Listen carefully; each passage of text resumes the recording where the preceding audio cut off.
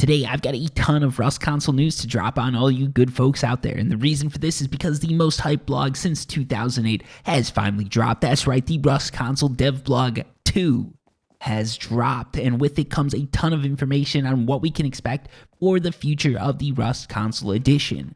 We're going to do the highlights of this, and then we're going to dig deep. So before we get into that, if you could please hit subscribe, it really helps the channel, lets me know that you like these videos, and lets me know that putting highlights up front is not going to get people to just ditch the channel and go to another channel that just hides everything in there. You guys are here for the news, you're getting the news, and you're liking it because you're hitting subscribe. So with that, let's jump into it. So here's the highlights that the Devblog basically tells. First off, there are blueprint wipes now. There's certain servers that are going to be blueprint wiping. I talked to members of D11 about that. I'm going to get into that a little bit later, but basically blueprint wipes are a thing mostly on weekly servers. In addition to that, there's a public testing branch coming. With the public testing branch, we're going to get some interesting recoil changes. There's going to be different map sizes tried out, and most importantly, we are going to be getting things like monuments and the tech tree. I'll talk about what monuments later. In addition to that, we've got the skin store, and when it drops, they've just dropped a preview of sort of the first set of skins we're going to be seeing, and the only word to describe it is ninjas. And finally, community servers are on the way, but there's no real specifications as to when they're coming. Just news that whatever D11 did is hopefully going to reduce the cost on those of us that plan to buy them. So those are the highlights. If you're interested in leaving the video right here, that's cool. I appreciate the fact that you stopped by, and hopefully you appreciate the fact that I kept it short. Now what we're going to do is we're going to get into the actual meat of the Devblog. I'm going to read it to you just like your parents would read you a bedtime story. You can sit there with a nice warm glass of milk, drink it, and pretend that it is... yeah, I don't know what sort of weird fantasy we're living out. Let's just get into the Devblog here. Hello, everyone. It's been a while since the last Devblog, and we have a lot to share. As we begin moving into the next phase of the Rust console edition, we would like to... Platforms are confirming a 96% decrease in stability issues, with the remaining being edge cases, the most common crash during game resuming, which players are unlikely to be affected by. Community feedback via Discord, Twitter, Reddit, etc. reflects just how rare crashes in-game now are. A lot of the early major bugs are finally out of the way, and the game is in a strong place. So basically, to summarize this, the game's in a good place. It was crashing a ton before. They probably shouldn't have released the game, or when they did, but they went with it. YOLO, motherfuckers. And yeah, now things are looking better. And honestly, my personal experience, the game has started crashing a lot less. In fact, in the last month or two, I've experienced very few crashes compared to when I first started playing. And I tried playing on my Xbox One recently, and also fewer crashes there too. So overall, sounds true, and it's really good. It looks like we're in a better place than we were before. Obviously, there are still some bugs that are affecting gameplay, and those bugs really suck, but we're in a better place than we used to be. So now let's keep going with this blog. During the life cycle of a new live game, we build confidence at each step and prepare for the next, but no matter the number, length, and size of the betas, or the internal simulations we run, nothing can be fully replicate what over 100,000 concurrent players online at the same time. They've got that in parentheses for those of you who don't understand big words like concurrent, bring to the table. Since launch, it's been exciting to see unique playstyle of our players evolve over the course of wipes, and alongside the impact of exploits found from early bugs, it has taken time to get to the next step, but stability is the foundation of everything else we will do in the future. So basically what they're saying here is it's cool to see you guys adapt to lag like it's 1993. And then we're continuing with the blog. I'm just adding my own little notes in here because it's fun.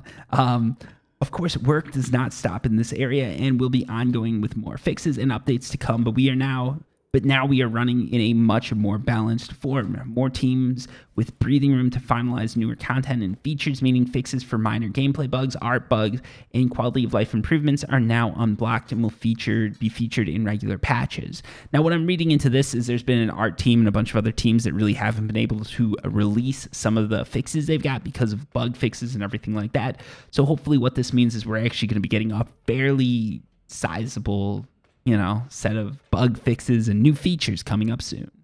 All right, and continuing with the read, server stability has also massively improved too. Unplanned restarts and outages are at all-time lows. We have a lot of plans for servers to assure the least amount of downtime possible, but this sometimes can happen. Just know that we will act as fast as possible to get you back in the game. Next up, we've got one of the more interesting changes that has occurred: blueprint wipes. So here's where it stands. The next wipe will be a blueprint wipe. This is specifically talking about the coming wipe. So this is the wipe that just happened. We intended to wait for the tech tree related update, which enforces a blueprint wipe. However, in light of the imbalance caused by the launch site window exploit, it is best to wipe now. Server names are changing. We are adding more weekly servers, which are currently planned to now always blueprint wipe, and in parentheses, at least until the tech tree update, subject to change. And we will also be adding new server features, or new servers featuring a reduced 60-player slot limit. Popular during the beta, the 60-player server configuration brings a different style of play and will be available at least until community servers are released. By then, we will reassess if they are being used and if they are welcome additions to the Rust console official server list. So basically, we're going to be getting servers now that are 60-player max servers, which is basically monthly servers a week after the start of a wipe. And then we're also going to be getting weekly or monthly wipes on some weekly servers. So I'm not 100% sure if it's some or all weekly servers. My interpretation of this was that it was some weekly servers. I did ask for clarification on when these blueprint wipes would be occurring and was told it's looking like they'll be happening monthly, but there is a poll being taken. It was taken on the official Rust Discord, and based on that, they're going to decide if they want to do weekly blueprint wipes or monthly blueprint wipes.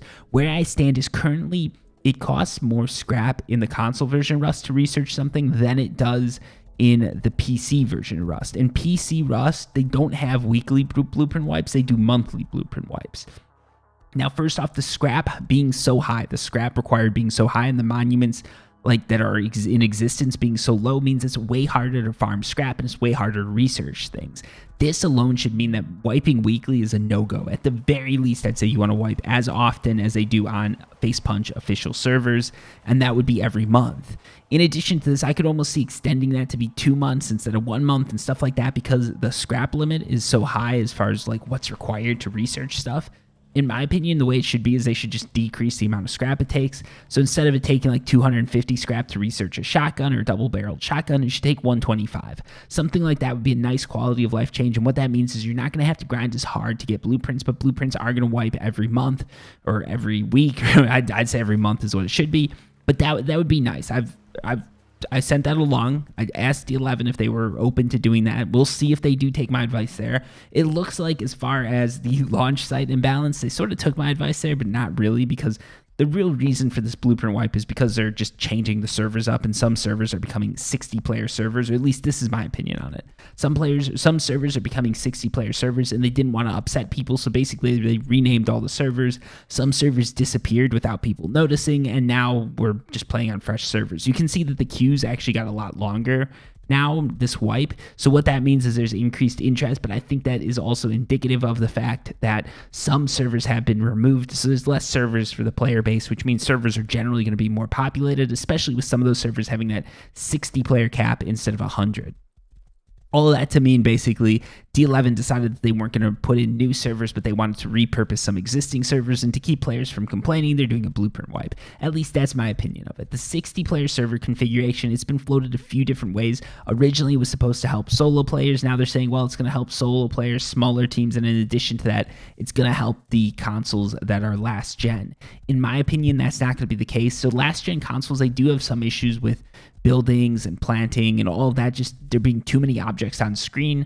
But I think there's some sort of other issues going on there that are causing the lag, especially during gunfights and stuff like that. Like if you're getting in a 2v2 gunfight, it doesn't matter if there's 60 people on the server or 100, I think. It's still going to lag. But there is less chance of it lagging, I think, on a 60-player server than a 100-player server. But I don't think this is going to fix lag. Anyways, on to the next part, the public test branch.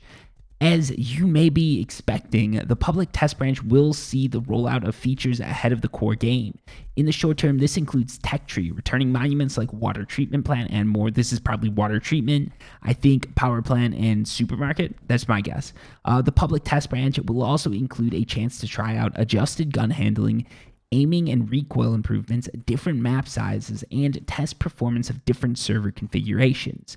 We had to get the stability of the core game to a high level so the public test branch does not have the same issue. The public test branch builds have been going through this certification process with platforms for a little while now, and we are very close to being out the other side. The public test branch further unlocks the roadmap for us, so it is really exciting. Players will have access, so Deluxe and Ultimate Edition owners, players with access, and that says Deluxe and Ultimate Edition owners, will have the opportunity to try out new content, features, and server configurations ahead of the core game, providing feedback and helping shape the game going forward. In case you want to also join our public test branch, Discord server invites will be available soon, and we will share them on our Discord and on our Twitter. So basically, there's going to be a Discord to talk about the public test branch, or the test branch that they're going to be using to demo like features, new monuments, and all of that. People with the Deluxe and Ultimate Edition will get access to those monuments.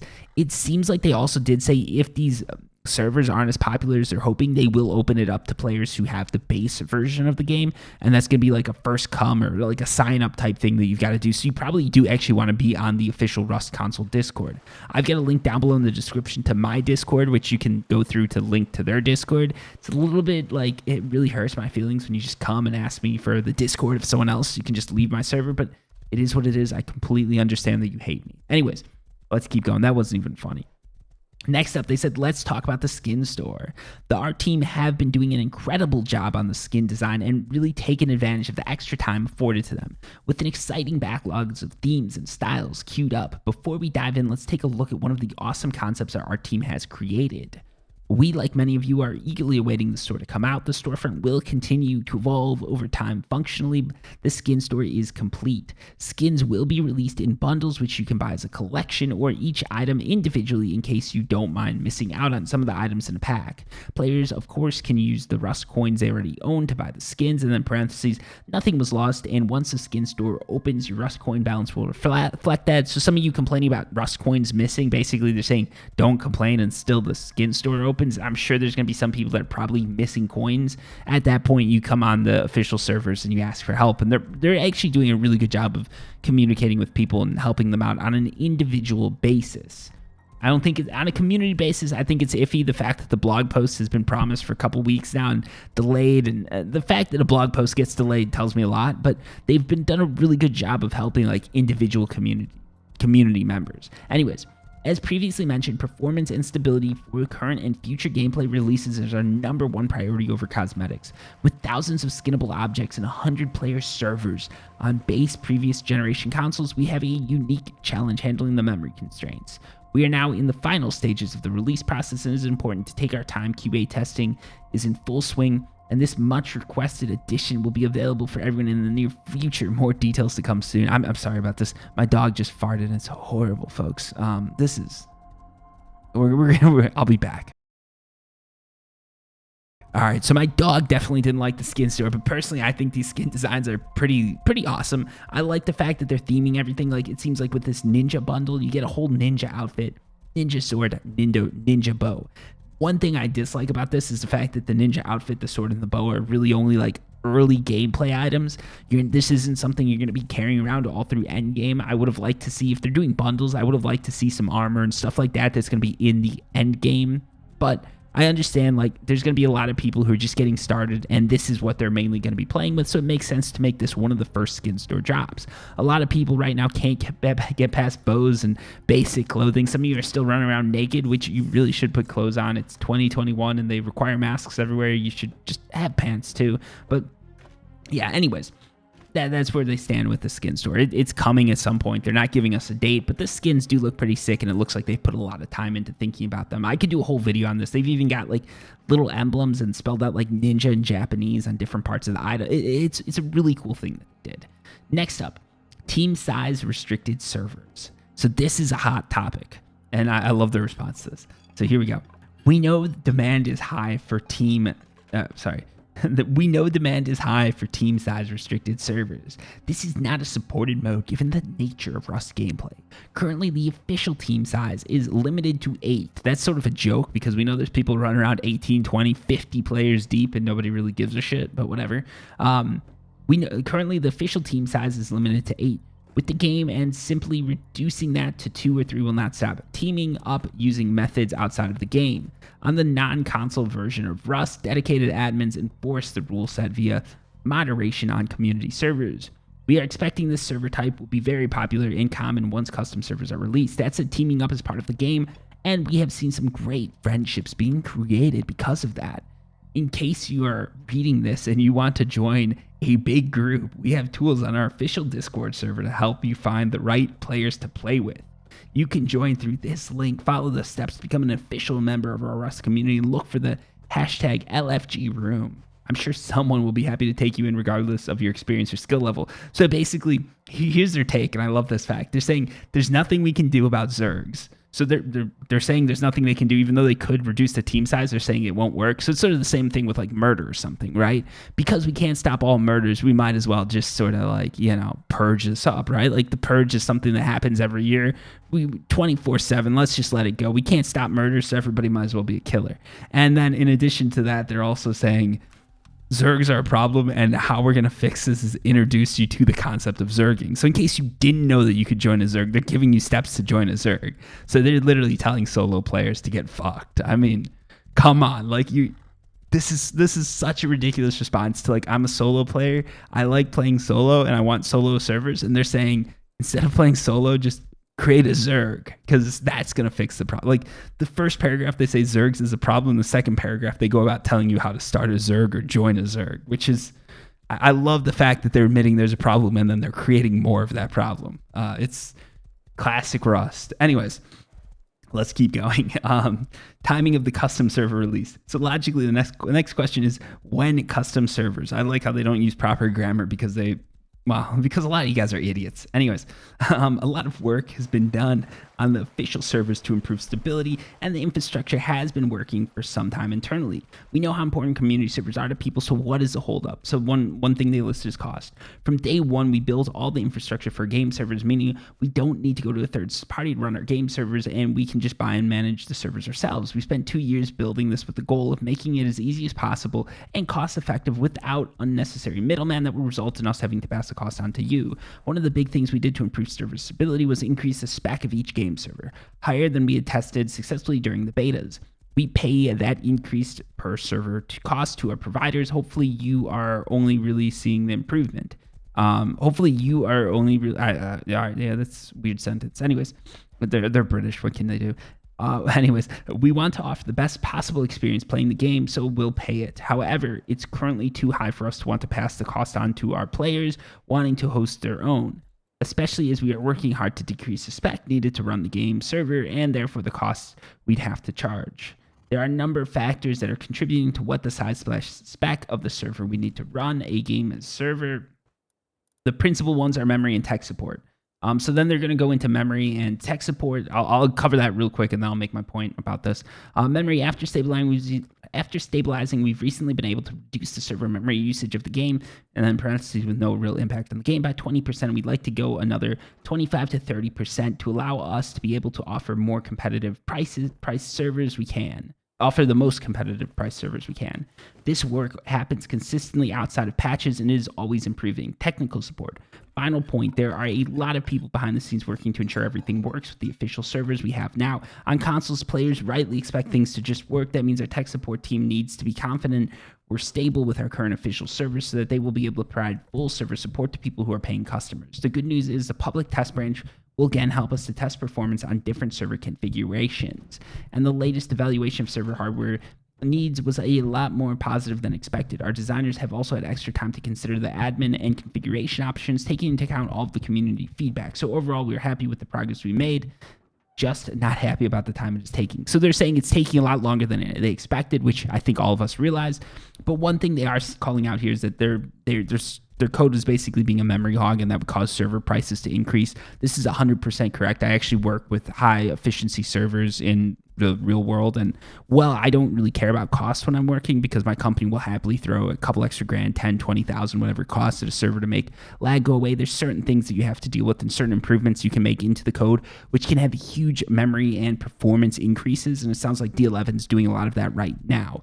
It is better to code stuff from the beginning, but they were working with sort of code that was handed to them by Facepunch. So all of this makes sense. And I can't fault developers or anyone for this. They probably got into the game. They realized with 100 people playing, it was a little bit too much for their servers to handle once people had really been building and all that. Because here's the thing. A lot of people that are developing this game, the players, the testers, everything like that, there's a huge difference between them. A tester goes in, they just build some stuff and they make it go. They see if the game works and then they're sort of out of there, right? As a player, you're on this game for so long, building these huge structures, building this crazy stuff. And by the time you're at the end of a wipe, what your server looks like is going to be 100% different from someone who's just a tester, because the tester is going through the motions, right? Build a wall. Can you put down this? Can you put down that? Can you put these two things together, trying to build a basic base? But they're not going up and looking up an evil worst tutorial on YouTube and building some monstrosity to mankind. They're not wasting hundreds of hours a day or a day that would 100 hours a day. Serial Overdrive's a complete idiot. Anyways, they're not wasting a ton of time doing this. They're just at work. They're building stuff and they're seeing if it works. And if it works, they're giving it the go ahead. With players, you're putting a lot more time in than a tester would, or some of you are. And basically for you guys, it's a full-time job plus a part-time job. And for these people, it's just a full-time job, and they're not just focusing on building the biggest thing possible. They're focusing on seeing if everything works properly. So what this means is the test is going to be different when players can handle it. So probably what happened is when servers went live, you guys decided to build some monstrosities. I know I did it myself. That caused some servers to have performance issues. They decided to pay more for the performance, and now they're trying to just cut down the cost, cut down the memory usage and all that. And by doing that, they're going to reduce the cost that it costs to host servers. It would have been nice if they would have posted it to the community and let us decide. But to be honest, a lot of people would have thrown a complete shit fit if they threw some of these costs onto you. Like, I know what server hosting can cost. And there's a lot of people that have no idea what it would cost. And if they told you, like, hey, you want to host your own server, it's going to be $200 a month, you'd say it's a complete cash grab. When in reality, it probably isn't, because it sounds like they're buying their own servers. And one of the problems with buying your own servers, one of the nice things about buying your own servers is that you can partition it yourself and set up different servers. And there's a lot you can do yourself. But one of the sort of not so nice things about it is it's a little bit harder to set up a cloud type system. But cloud type systems aren't even that great for games. Like, there's a lot to consider there. And honestly, it sounds like they're making the right calls here, and this is a completely acceptable reason, in my opinion, for delaying community servers. It does suck, and there are people like myself who would probably be willing to front the cost, but I can understand why they don't want to do it, because it would be a big hit to their PR if they drop servers that would cost as much as they would likely cost. Anyways, here's the end that they said, because I want to give them their, let's just have the nice message go out. Thank you. There's a lot more that we can talk about, and we will when the time comes. But at the moment, these are the concerns the majority of the player base has, and we hope we were able to address them all for you. Once again, I would like to thank you for all the support you've showing the game. You have been showing the game. The community has been awesome to us, constantly providing valuable feedback, even outside of a test environment, and that has helped us tremendously, making the game better for everyone. We hope you can continue to have fun and support the Rust Console Edition. And that's basically the Double 11 statement on, well, where the game is going. Now, what I got from this, let's just sum it up. Basically, there's some interesting things happening with blueprint wipes. I like the fact that they're willing to introduce blueprint wipes. I think introducing them weekly would be a big mistake. Even introducing them monthly is going to be a little bit rough unless they cut down on the scrap cost. But I like the fact that they're willing to do it. And it's going to make the game fresh for a lot of players who are really no-lifing it. It would have been better if they introduced it during summer break, but it is what it is. In addition to that, community servers, it seems like they're coming along. It seems like the reason for delaying them does make sense to me. I can understand why a lot of players are upset about this, but I 100% get what they're doing. When it comes to a lot of the other stuff, Skin Store, Ninja's not 100% my thing, but it does look sort of cool. What else was there? But yeah, overall, it seems like there's a lot of good things coming. There's a few bad things that I don't like in there, but overall, this is a pretty good blog update. The only thing I would like to see is the fact that they wouldn't have to delay the blog update and then say, us coming out on wipe day, and it literally comes out as the game wipes, or right after. I don't know, it came out when I was working. Usually I try to do these videos right before I go into work, but I know I went into work and I'm like, there's only a couple hours left until wipe and there's no blog. So it must have come out right at the same time when they said it would come out before, which technically it might have, but only technically. Anyways, that's all I've got for today. This video went way longer than I expected. Thank you so much for watching. I'm going to drop it here because I don't want to waste any more of your time. So until next time, peace.